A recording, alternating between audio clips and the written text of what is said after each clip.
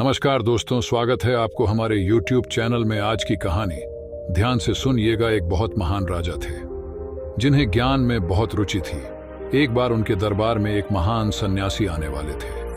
उनके आने के कारण राजा बहुत अधिक प्रसन्न थे, लेकिन वह सन्यासी हर किसी से नहीं मिला करते थे। इसलिए वह महल आए और एक अकेले कक्ष में राजा से मिले। राजा ने उन्हें प्रणाम किया और बोले, गुरुजी, आपका बहुत आभार कि आप मेरे महल में आए हो, लेकिन मैं चाहता हूं आपके द्वारा दिया गया ज्ञान मेरी प्रजा भी सुने। सन्यासी बोले, राजा, बिना उनकी इच्छा के तुम यह कैसे कह सकते हो कि उन्हें मेरे ज्ञान की जरूरत है?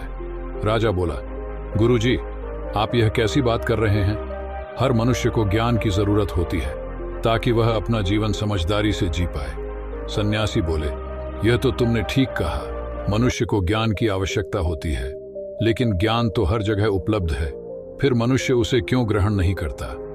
राजा बोला, गुरुजी, मुझे यकीन है कि मेरी प्रजा आपके ज्ञान को जरूर ग्रहण कर लेगी, इसलिए मेरी विनती है आप मेरी बात को स्वीकार कर लें। सन्यासी बोले, ठीक है राजा, आप तो जानते ही हैं मेरा निवास स्थान इस महल से बहुत दूर एक ऊंची पहाड़ी पर है। यदि आपको लगता है कि प्रजा को मेरे ज्ञान की आवश्यकता है तो आप उन्हें लेकर मेरे निवास स्थान तक पहुंचे।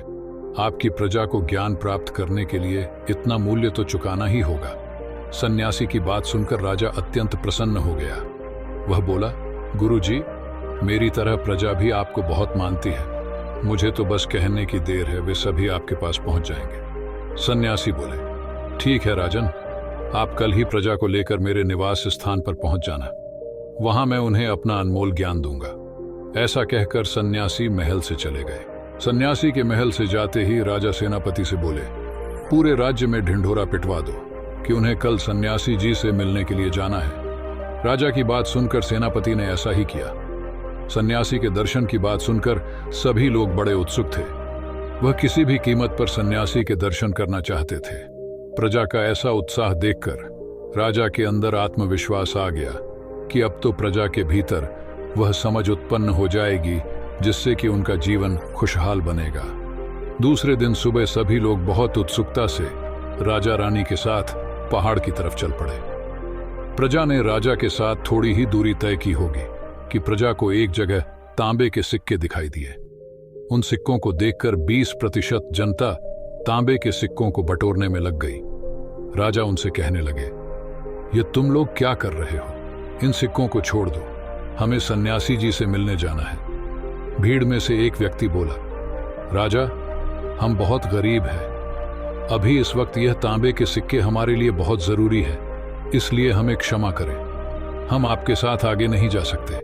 उन लोगों की बात सुनकर राजा ने उन्हें वहीं छोड़ दिया और आगे की ओर निकल पड़े। अब वह आगे बढ़े तो उन्हें एक जगह चांदी के सिक्के का ढेर दिखाई दिया। उन सिक्कों को देखकर आधी से ज्यादा जनता उन्हें बटोरने में लग गई। राजा उन्हें भी छोड़कर आगे की ओर निकल पड़े। आगे और बढ़े तो सोने के सिक्के का ढेर दिखाई दिया। सोने के सिक्के देखकर तो बची हुई जनता और भी पागल हो गई। वह उन सोने के सिक्कों को बटोरने में लग गए और अब सिर्फ राजा रानी ही बचे थे जो कि पहाड़ की तरफ जा रहे थे। अब वे पहाड़ के कुछ नजदीक ही आने लगे थे कि उन्हें हीरे के आभूषण दिखे। उन आभूषणों को देखकर रानी से नहीं रहा गया और वह भी उन आभूषणों देखने लगी और वहीं पर रुक गई। मजबूरी में राजा को रानी को भी छोड़ना पड़ा और वह आगे बढ़ गए।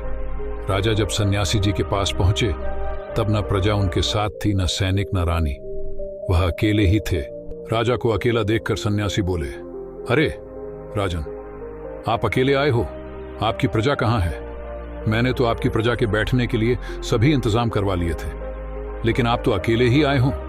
राजा बोला, गुरुजी, जब मैं निकला था तब मेरे साथ प्रजा थी, लेकिन आते आते मैं अकेला ही रह गया। सन्यासी बोले, राजन, शायद अब तुम मेरी बात को समझ चुके होंगे कि ज्ञान मार्ग पर मनुष्य को अकेले ही चलना पड़ता है।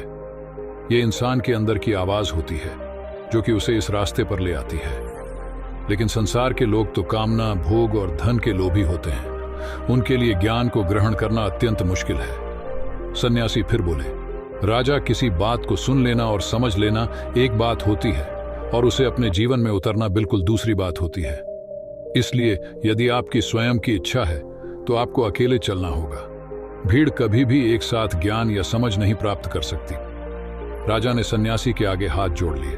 वह बोले, गुरुजी, अब मुझे समझ आ रहा है कि बैठने की व्यवस्था के साथ साथ अपने तांबे, चांदी, सोने और हीरो को जगह जगह रखवाने की व्यवस्था भी की थी, ताकि आप मुझे समझा सके कि जो मनुष्य धन को देखकर रुक जाता है वह फिर कभी ज्ञान की तरफ नहीं आ सकता। राजा ने सन्यासी का आभार व्यक्त किया और वह फिर अपने महल लौट गया। इस कहानी से हमें यह शिक्षा मिलती है, ज्ञान उसी को प्राप्त होता है जो अपनी कोई कीमती चीज छोड़ने को तैयार हो। इसीलिए आपको जीवन में जो भी समझ आता जाए, इस पर आप चलते जाएं और किसी की प्रतीक्षा ना करें, क्योंकि हो सकता है प्रतीक्षा करने से आप भी वहीं रुक जाएं। इसीलिए जीवन में जो भी आपको बेहतर, सुंदर और अच्छा दिखाई देता है, उसके लिए तुम्हें अकेले चलना होगा। मिलते हैं नेक्स्ट वीडियो में, तब तक के लिए धन्यवाद।